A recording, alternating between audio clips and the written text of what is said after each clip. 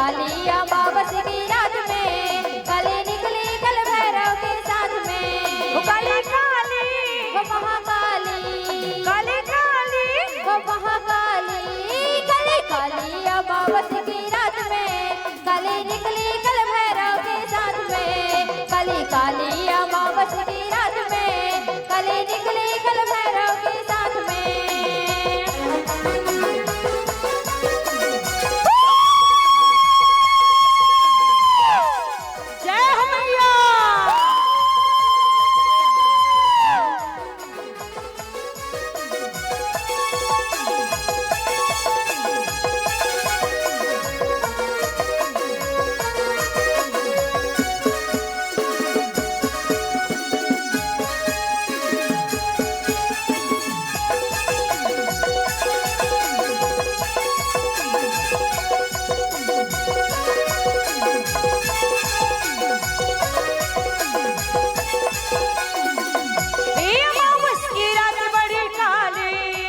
अमावस की रात बड़ी काली घूमने निकली माता महाकाली घूमने निकली माता महाकाली।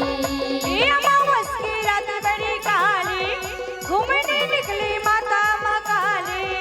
एक दानव का मुंडल लिए हाथ में एक दानव का मुंडल लिए हाथ में काली काली अमावस की रात में काली काली अमावस की रात में काली निकली कल जय हो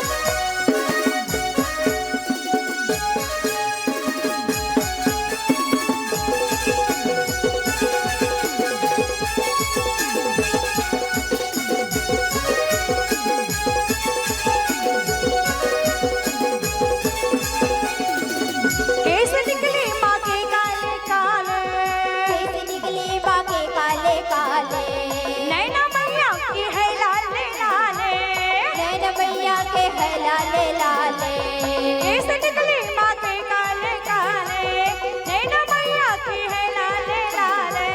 काला कुत्ता भैरव जी के साथ में काला कुत्ता भैरव जी के साथ में काली काली अमावस की रात में काली काली अमावस की रात में काली निकली कल भैरव के साथ में।